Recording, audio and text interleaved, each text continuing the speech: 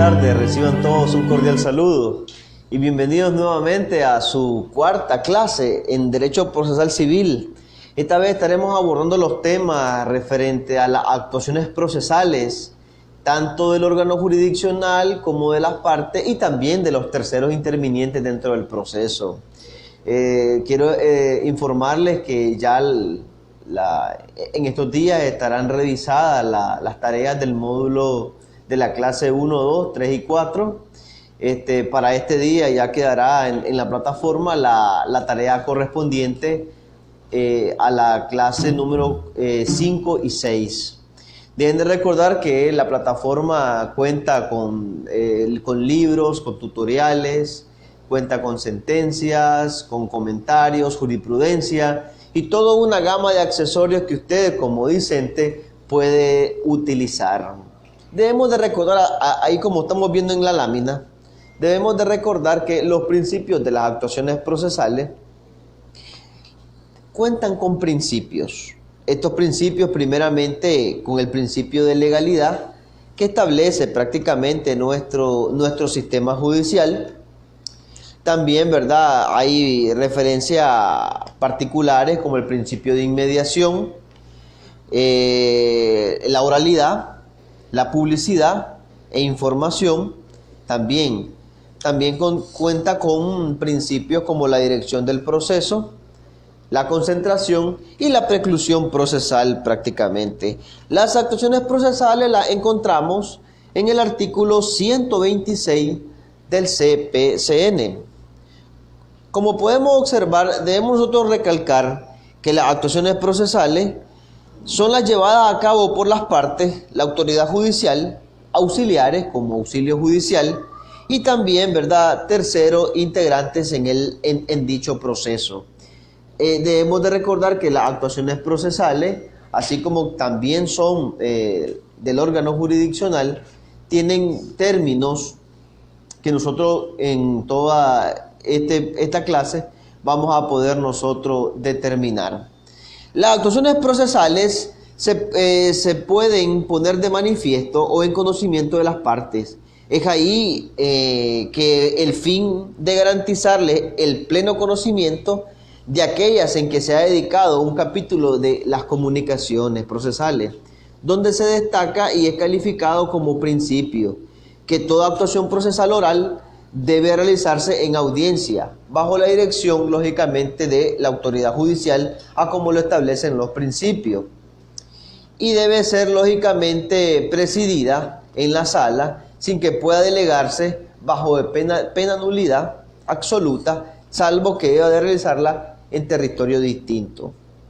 Todas las cuestiones judiciales deben reunir ciertos requisitos para su validez y el código señala entre estos algo que nosotros llamamos como la licitud, la utilidad, la pertinencia, la claridad, la buena fe, así como el lugar, tiempo e idioma.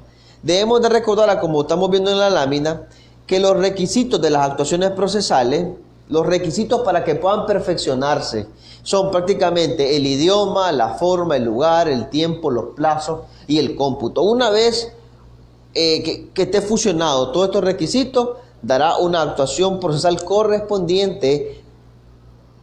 Miremos, en el artículo 127 prácticamente que habla de las actuaciones generales, por así decirlo, en el párrafo 1, 2, 3, en el párrafo cuarto de ese artículo, prácticamente ahí tenemos la forma de las actuaciones procesales. Debemos de recordar que las actuaciones procesales de este código se deben realizar por escritas, es decir, en papel sellado. Hoy pues ya sabemos que el papel sellado es de 15 o el timbre correspondiente. Yo para mejor comodidad mía, cuando interpongo demanda o contestaciones o solicitudes de medidas cautelares, diligencias preparatorias, yo la hago en papel común y lo que hago es ahora compro los timbres de 5 Córdoba y le pongo 3 timbres de 15, porque a veces estar con eso que es engorroso, que el papel, que la impresora, entonces, y como tenemos la libertad para poder hacer, entonces ahí lo establece prácticamente en el artículo 127, párrafo cuarto, ahí establece, ¿verdad?, que debe ser por papel sellado, o si no existe el papel sellado, entonces debe de ser el papel común legal, lógicamente que conservando las 30 líneas por cada uno, por 30 líneas por cada folio correspondiente. Debemos de recordar que también las actuaciones procesales van asemejadas a un cumplimiento, y esto del timbre correspondiente lo encontramos en el artículo 237 de la Ley de Concentración Tributaria y sus reformas correspondientes. Ahora, las actuaciones procesales del lugar las encontramos en el 130. Ahí debemos nosotros de recordar que dice el párrafo segundo literalmente: no obstante lo dispuesto en el párrafo anterior, la autoridad judicial podrá constituirse en cualquier lugar del territorio de su competencia para la práctica de las actuaciones cuando fuese necesario o conveniente, especialmente para la práctica de la prueba que exija el cambio de lugar. Las actuaciones que deben realizarse fuera del territorio del juzgado o tribunal competente se practicarán y que procede mediante auxilio judicial. Lógicamente que todo judicial de juez de distrito es juez de distrito del departamento correspondiente. El juez local es juez local solamente del municipio correspondiente. Entonces ahí lo que se hace es, por ejemplo, con reconocimiento judicial a través de auxilio judicial, se le envía el comunicado correspondiente, el exhorto correspondiente, esa es la palabra correcta, para que se hagan las actuaciones, para que el judicial realice el reconocimiento correspondiente y después envíe prácticamente el informe correspondiente. Ahora, cuando se hace un reconocimiento judicial, debemos de recordar que se hace, número uno, con el judicial y el secretario, que es el que levante el acta. Ojo, nunca permitan que un secretario vaya a hacer esa actuación procesal correspondiente del reconocimiento.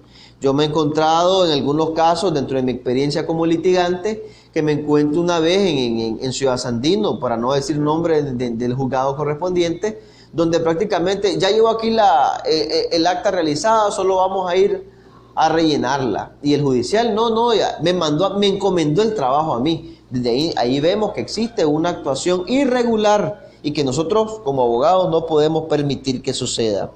Ahora, el tiempo lo encontramos en el artículo 131, que hace una diferencia entre el plazo y término.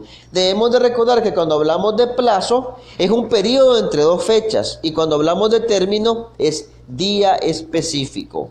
El idioma lo encontramos en el artículo 136 del CPCN. Lógicamente tenemos nosotros que el español es el idioma oficial de la República de Nicaragua, es el idioma oficial en cada una de las materias, tanto penal, civil, mercantil, y no se diga en civil, ya. Pero debemos de recordar que la Constitución política determina las comunidades indígenas y las comunidades afrodescendientes. Para aquellos nicaragüenses que se encuentran en las regiones autónomas, pero no hablan español, hablan algún otro idioma de ellos mismos, ¿ya? Entonces ahí se hace un procedimiento correspondiente, y es que se le nombra un traductor para que él pueda saber de qué se le está procesando, de qué es la demanda, el conocimiento, cómo debe responder. Entonces todo eso se hace apegado a la Constitución política y a cómo lo establece nuestra norma.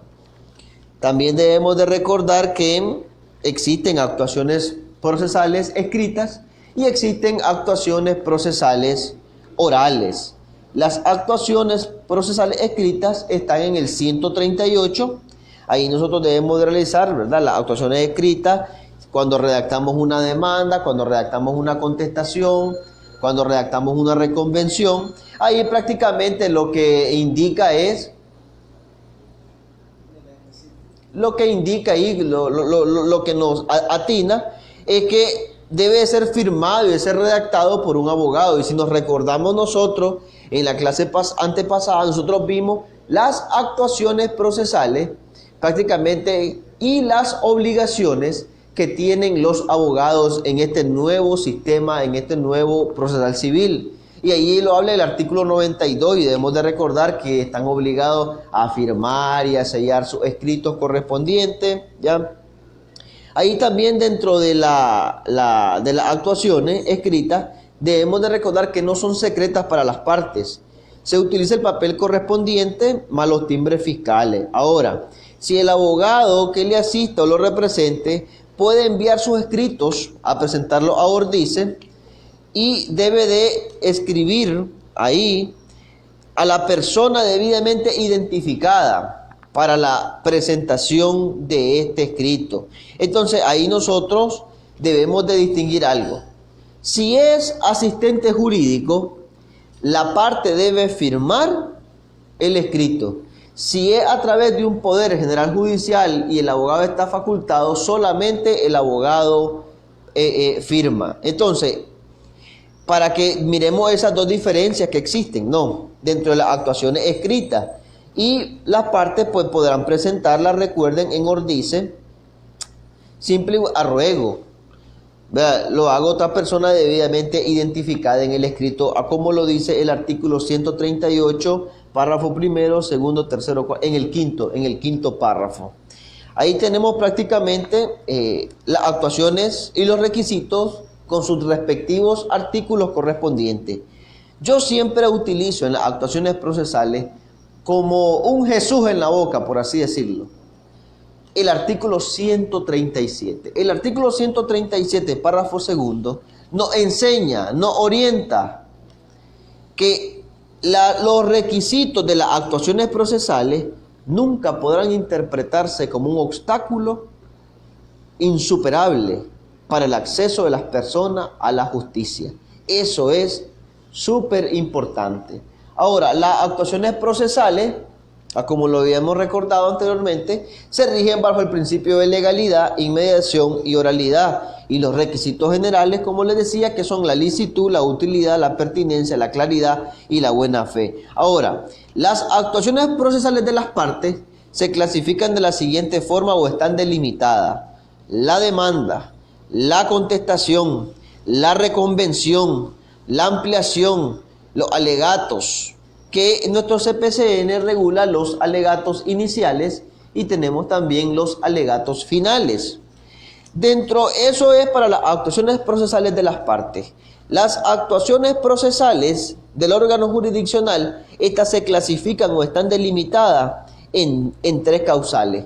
La número 1, actos de comunicación. La número 2, dirección de las audiencias y preparación y el desarrollo. Y la número 3, las resoluciones judiciales. Número 1, que serían las comunicaciones procesales, tenemos la notificación, el emplazamiento, la citación, el requerimiento, auxilio judicial. Tenemos también las certificaciones. Perfecto, eso es como un acto de comunicación. Y referente a las resoluciones judiciales, debemos de recordar que el CPCN solo denomina providencias, autos y sentencias, nada más. Y hay actuaciones procesales de los terceros intervinientes, tanto en los procesos declarativos, en los procesos de ejecución forzosa y en los recursos correspondientes. Pero quiero que hablemos primeramente de las actuaciones escritas que están formuladas en el 138. Y quiero que hablemos también referente a lo que sería el plazo y el término del 131.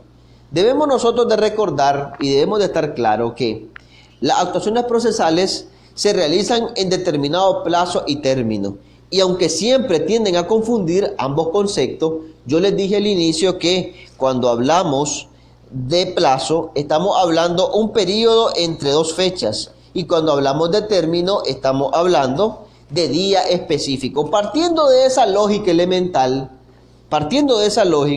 entonces el plazo se refiere, como les decía, al periodo de tiempo, mientras que el término se refiere al día o al momento determinado o al límite del plazo. Por ejemplo, se me viene a la mente ahorita, la contestación de la demanda se debe de realizar en el plazo de 30 días si es ordinario, 15 días si es sumario.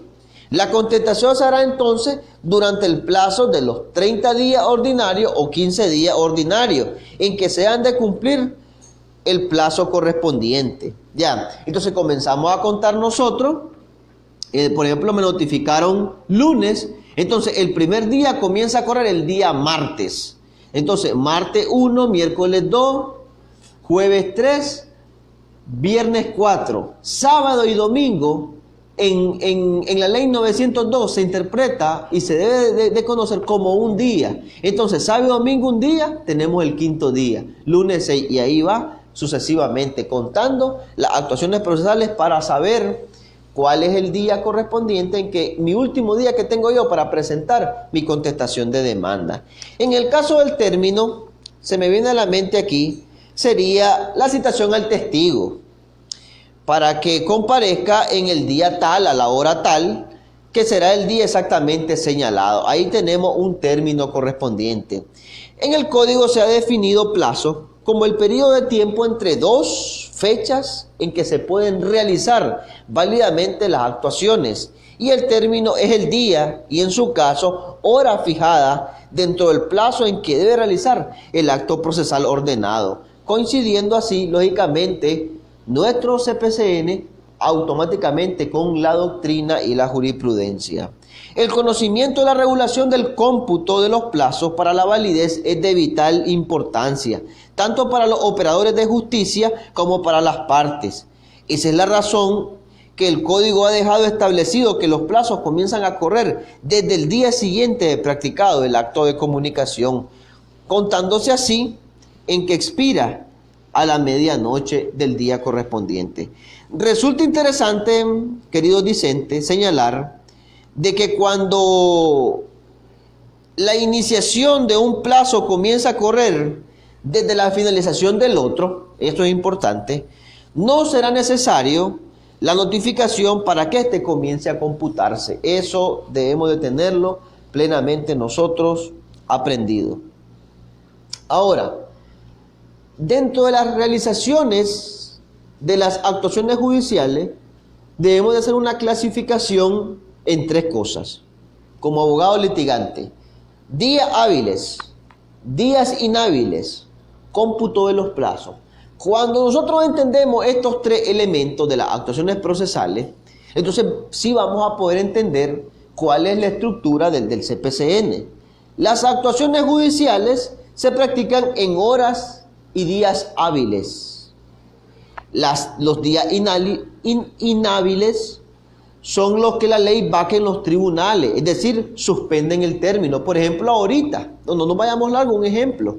Ahorita que ya viene las vacaciones de fin de año, ahí prácticamente, ahí están, ahí no se va ahí se interrumpe, por así decirlo, el cómputo del plazo. Por ejemplo, a mí me notificaron el día de ayer, me notificaron contestar una demanda.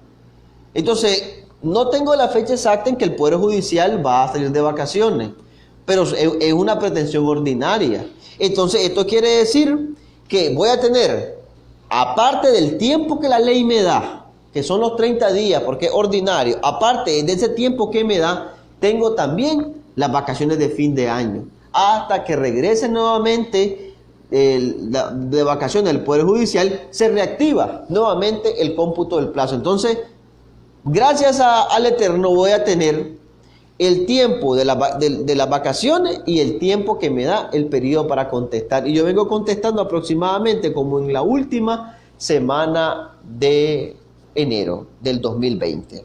Ahora, el cómputo de los plazos, sábado y domingo se contará como un solo día. Eso debemos de manejarlo, como dice el nicaragüense, al Jesús en la boca. Los días hábiles, todos los días del año, excepto los domingos. Los días inhábiles son los feriados legalmente autorizados, aunque hay jurisprudencia que por ejemplo, cuando caen en los municipios, cuando caen los días que son feriados municipales, eso sí no, para el tribunal, por ejemplo, se me da a la mente, Nagarote está con sus fiestas patronales, pero tiene que presentar su contestación en León. Eso no invalida la actuación. Tiene que hacerlo, eso es en Nagarote, no en León. Entonces, cuestiones así legalmente establecidas. Los plazos comenzarán a correr desde el día siguiente de aquel en que se hubiese efectuado el acto de comunicación, el de que la ley haga depender del inicio del cómputo, y se constatará de ello el día del vencimiento que expire a la medianoche. No obstante, cuando la ley señale un plazo que comienza a correr desde la finalización del otro, aquel se computará sin necesidad de nueva notificación desde el día siguiente al del vencimiento de este. En el cómputo de los plazos, por días se excluirán los inhábiles. Óigase bien, salvo los supuestos de habilitaciones establecidos en el artículo que habla acerca de la habilitación. Para efecto de los términos judiciales, los días sábado y domingo se computarán como un solo día. Los plazos señalados por meses o por años se computarán de fecha a fecha. Eso también es importante. Cuando en el mes del vencimiento no hubiese día equivalente al inicial del cómputo, se entenderá que el plazo expira el último día del mes. Los plazos que concluyan en día inhábil se entenderán prorrogables hasta el siguiente día hábil. Entonces, aquí tenemos una serie de características prácticamente de las actuaciones procesales. Toda actuación procesal debe realizarse en el idioma oficial, como nosotros lo veníamos hablando. Dentro de los requisitos, el idioma es el español. No obstante, yo siempre, como les dije anteriormente en el comentario, donde existen regiones que hablan diferentes lenguas, de tal manera que, respetando la disposición constitucional, también tendrán uso oficial de las lenguas en los pueblos originarios y afrodescendientes. Pero lógicamente que no tenemos jueces que hablen misquito. Entonces ahí lo que se hace es que a las partes, si no hablan español, se les nombra un traductor correspondiente. Las alegaciones orales y escritas son importantes también dentro de los recursos, cuando se vayan dando los recursos correspondientes. Ahora, si vemos en la lámina, ahí tenemos las alegaciones finales, audiencias, contestaciones, demanda. Entonces, partimos nosotros que las actuaciones procesales de las partes es la demanda, la contestación, la audiencia y los alegatos finales. Ahí tenemos, ¿verdad?, que la demanda se debe estructurar conforme los requisitos establecidos en el 420, 421, ¿verdad? 422, si es ordinaria, si es sumaria, si es sumaria, 502. Y ahí cuando hablan acerca del 614, el 643, en las actuaciones de los títulos no judiciales. Debemos de recordar que los títulos no judiciales se redactan con la forma de una demanda.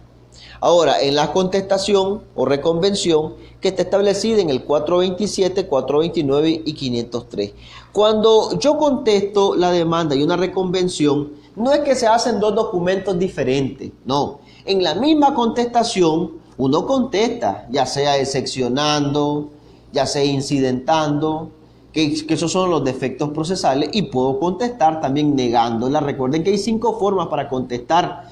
Contestar una, negarla, rechazarla, excepcionando, incidentando, reconviniendo. Entonces, yo puedo utilizar, una vez que yo ya termino de contestar la demanda y después vienen las notificaciones, entonces ahí yo automáticamente no firmo, sino que le pongo escrito de reconvención. Entonces, porque en la misma contestación va todo junto, y al final pues firmo y sello la reconvención correspondiente. Debemos de recordar aquí dentro de la audiencia que hay un rol establecido prácticamente de la audiencia, y que nosotros debemos de manejar ese rol, por así decirlo, dentro de los actos que se vienen dando. Y es lo que están regulados en el artículo 169 del CPCN. Debemos de recordar y debemos hacer hincapié en lo subsiguiente. En la audiencia, tanto inicial como en la audiencia probatoria, jamás se van a leer lo escrito. Lo que se va a hacer es a debatirlo, a proponerlo, a utilizar técnicas de litigación oral. Cuando nosotros fijamos pretensión, no es que nosotros vamos a repetir lo que dice la tanto la demanda o la contestación si fuera demandante o demandado, sino que vamos a fijar los puntos elementales que son controversiales dentro del proceso. Entonces yo voy a fijar pretensión los puntos que sean controversiales. Esos son los puntos que yo voy a fijar. No que vengo a volver a repetir lo que dice el primero, el segundo o el tercer inciso de la relación fáctica. No, puntos controversiales. Eso es interesante. Debemos de manejar aquí en las audiencias y la preparación, debemos de manejar en qué momento hay una suspensión y en qué momento hay una interrupción prácticamente de la audiencia. Ahí lo encontramos nosotros en el artículo 174, la suspensión de las audiencias. Y ahí te clasifica prácticamente lo que sería cuando se suspende. Se suspende por caso fortuito, se suspende por falta del número de los magistrales necesarias para la indisposición sobrevenida del juez. Ahí está prácticamente la suspensión. También tenemos que se suspenden las audiencias por solicitarlo las partes de común acuerdo, por la imposibilidad absoluta de cualquiera de las partes citadas, por muerte, por enfermedad o imposibilidad absoluta de las partes o de su abogado o abogada, por tener un abogado o abogada con 2 señalamientos de audiencia para el mismo día y que le resulte imposible poder estar a la hora indicada, y más cuando sea en materia penal y hay reo detenido. Lógicamente que la parte civil, como es privada, lógicamente que no puede estar por encima de lo que sería la pública, que hablamos de delito, que tenemos reo detenido, y entonces se tiene que suspender la audiencia. Cuando hay caso fortuito, fuerza mayor, las actuaciones orales no pudiesen ser registradas en soporte de acto para la grabación y reproducción del sonido y de la imagen. Ahí tenemos prácticamente, y no solamente esa, sino toda suspensión que la autoridad judicial acuerde, se comunicará en los actos o inmediatamente a las partes personadas y cualquiera que puede ser citada. Ahí tenemos prácticamente cuando hay suspensión en la audiencia. Ahora miremos cuando hay interrupción, que lo encontramos en el artículo 177. Hay interrupción una vez iniciada la celebración de la audiencia. Solo se puede interrumpir cuando la autoridad judicial deba resolver alguna cuestión incidental que no pueda ser decidida en ese acto, porque simplemente es difícil, es bien compleja, esa es la palabra. O también cuando proceda la subsanación de los defectos procesales alegados por las partes. Y ustedes debemos de recordar que cuando hay defectos que son subsanables, entonces la autoridad judicial le concederá el término de 10 días para ir a subsanar. Si no subsana en esos 10 días correspondientes, se archivará la causa. También hay interrupción cuando se deba practicar alguna diligencia de prueba fuera de la sede del juzgado o tribunal y no pudiera verificarse el tiempo intermedio entre una y otra sesión. También cuando no comparezcan los y las testigos, los peritos citados judicialmente o el órgano jurisdiccional considere imprescindible. También cuando después de iniciada la audiencia se produzca alguna circunstancia que habría determinado la suspensión de alguna celebración correspondiente, entonces ahí prácticamente nos iríamos a interrumpir la audiencia concretamente. Entonces se pueden dar también dentro del proceso, como lo habla el artículo 178, puede haber un receso. Cuando, por ejemplo, yo he visto los recesos en el sumario, he tenido la oportunidad, porque debemos de recordar que en el sumario no hay audiencia probatoria, sino que en la misma audiencia inicial, ahí va toda la admisión de los medios de prueba, prácticamente ahí se confabula, por así decirlo, todas las 2 audiencias en el sumario. Entonces, cuando prácticamente terminamos la primer finalidad de la audiencia inicial dentro del sumario, por así decirlo, y entonces después viene prácticamente el proceso de incorporar la prueba. Entonces ahí sí yo he tenido la oportunidad de que los jueces ahí lo que hacen es interrumpen ya por 30 minutos, hay un receso, por así decirlo, hay un receso dentro de la audiencia. ¿Ya? Eso es importante que nosotros lo manejemos, porque este es el contenido prácticamente de lo que sería la audiencia, la preparación. Ahora, por cada intervención del abogado que habla referente al artículo 172, por cada intervención que tenemos los abogados dentro de una audiencia, por cada intervención tenemos derecho a 30 minutos que pueden ser prorrogables a solicitud. Ya. Y si el judicial no te concede unos 20 o 10 minutos más, porque tú crees que es necesario seguir hablando, debatiendo lo correspondiente, entonces deja tu protesta oportuna ahí, a como lo establece el 172, 1, 2, el párrafo tercero. Ahí prácticamente al final, si la decisión del judicial sobre el tiempo de los alegatos no serán recurribles, sin perjuicio de hacer tu protesta oportuna correspondiente. Ahí tenemos prácticamente todo lo que serían las audiencias, preparación y el desarrollo. Y con los alegatos finales, ahí como lo estamos leyendo ahorita, 30 minutos dentro de los alegatos finales que tenemos para poder nosotros explicar, para nosotros poder explicarle al judicial qué demostré con la prueba, qué demostré con la prueba documental, qué demostré con la prueba pericial, qué demostré con la prueba testifical, documental, pericial. Entonces, toda una gama prácticamente de oportunidades que nos da el CPCN en las celebraciones de las audiencias correctamente. Ahora, debemos de recordar también de que dentro de las actuaciones procesales que se da prácticamente, que tiene el órgano jurisdiccional, debemos de recordar los actos de comunicación. Debemos de recordar que la notificación no es nada más y nada menos que es la comunicación del judicial con las partes y con los terceros. Yo le preguntaba a mis alumnos de la maestría y yo le decía que las actuaciones, que el auto no es nada más y nada menos que el medio de comunicación que utiliza el juez con las partes. Ahí prácticamente lo tenemos. Aquí, como les venía diciendo, dentro de las actuaciones procesales del órgano jurisdiccional, tenemos las resoluciones judiciales, autos, providencias y sentencias. Los autos, las providencias y las sentencias debemos de recordar que las encontramos nosotros en el artículo 191. En el artículo 191 habla acerca de lo que serían las providencias, autos y sentencias. ¿Cuándo tenemos una providencia?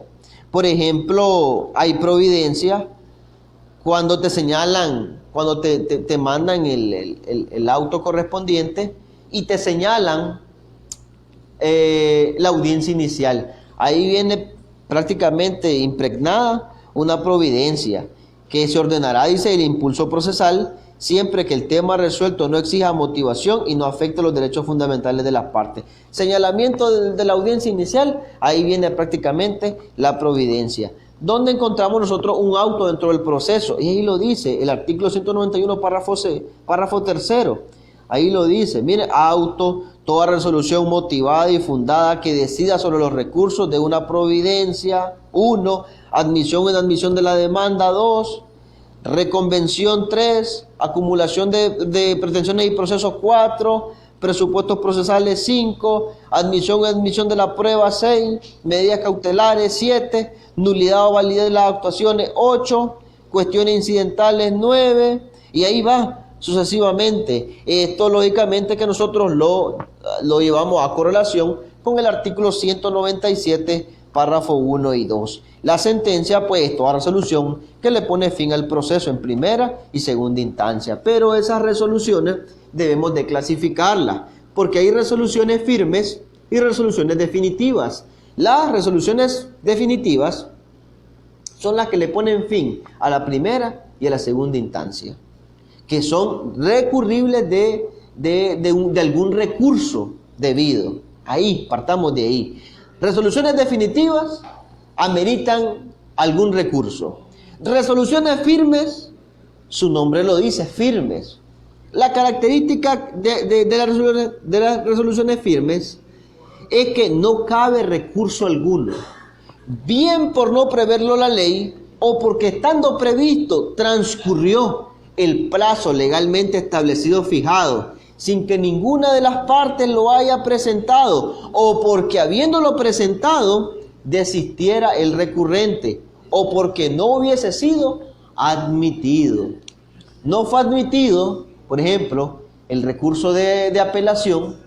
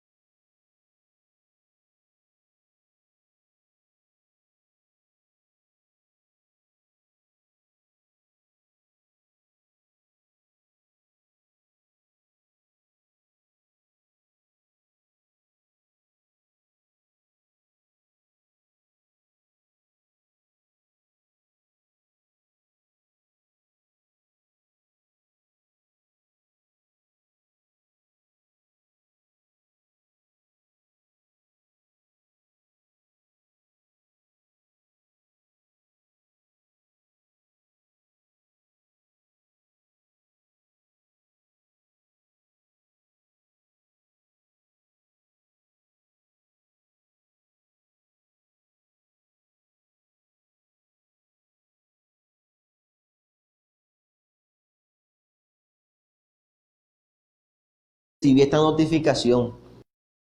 Pero cuando hablamos pues de personas sencillas que no dependemos pues de ningún empleador, sino pues que trabajamos independientes y viendo pues la calidad y del testigo, pues yo digo, no se preocupe, señor judicial, yo lo traigo. Ahora, la notificación fuera de las audiencias se hace por escrito con las formalidades de las comunicaciones señaladas. Ahora, la notificación en el extranjero, no me quiero meter mucho, solo quiero hacer hincapié de esto, que se hace a través, conforme los tratados internacionales aplicados, que deben de recordar que están en el artículo 46 de dicha Constitución, de la Constitución Política de Nicaragua. Y luego tenemos, como yo venía hablando, ¿verdad? El derecho de obtener y recibir la información. Ahí tenemos nosotros el artículo 141 y venía hablando también de la licitud, la pertinencia, la buena fe, que también rigen igual disposición en la ley 260, que es la ley orgánica del Poder Judicial. Como les decía anteriormente, ¿verdad? El abogado debe de firmar junto con las partes los escritos conforme al artículo 86, 126, 138. Algo importante, cuando en el código usted encuentre la denominación inmediatamente, tan pronto o cuando no hay un plazo establecido, se debe de entender que debe realizarse en las 24 horas siguiente. Y ahí prácticamente hablamos de lo que serían pues las actuaciones procesales. Solo quiero hacer un breve comentario de lo que serían, ¿verdad?, las actuaciones procesales dentro de la práctica desde la notificación, que es importante, porque hay, nosotros cuando presentamos una demanda, presentamos la demanda desde el domicilio de la parte demandante y el domicilio de la parte demandada correspondiente. Entonces, la práctica de la notificación, lógicamente que será dada donde nosotros, ¿verdad?, agregamos la dirección correspondiente. Pero si la persona no estamos como muy seguros que tiene uno o dos o tres domicilios, no estamos muy seguros, yo les recomiendo por experiencia que hagan uso de las diligencias preparatorias antes de presentar la demanda. ¿Por qué razón? El artículo 398 del CPCN nos da la oportunidad de poder presentar una diligencia preparatoria, y cuando nosotros no estamos como muy seguros del domicilio, pero sí sabemos que la persona está ahí, pero él puede evadir, haga uso de la diligencia preparatoria conforme al artículo 398, aquí en el numeral quinto. Dice taxativamente que la eventual parte demandada designe domicilio dentro de 5 días si tuviera que ausentarse del país con el apercibimiento de ley que corresponde en cuanto a futuras notificaciones. Entonces, nosotros sabemos que él tiene 1, 2 o 3 domicilios y que sabemos que viaja al exterior. Entonces, antes de presentar la demanda, haga uso de las diligencias preparatorias para que después no le apliquen la acción de rescisión de sentencia firme por no haber notificado y no haberse dado supuestamente de todas las actuaciones correspondientes. Y ahí pues ahí sería prácticamente lo concerniente a las actuaciones procesales. Ya nos seguiremos viendo el próximo día, próximo jueves tenemos clase y sería prácticamente la prueba, introducción a la prueba. Como siempre, ¿verdad? Ahí estará colgada la tarea, hay que entregarla. Recuerden que se va acumulando los puntos y conforme los puntos, uno pues va ganando la oportunidad de poder aplicar a los otros diplomados correspondientes que se avecinan. Reciban todos un cordial saludo y siempre un gusto compartir con ustedes. Hasta el próximo día.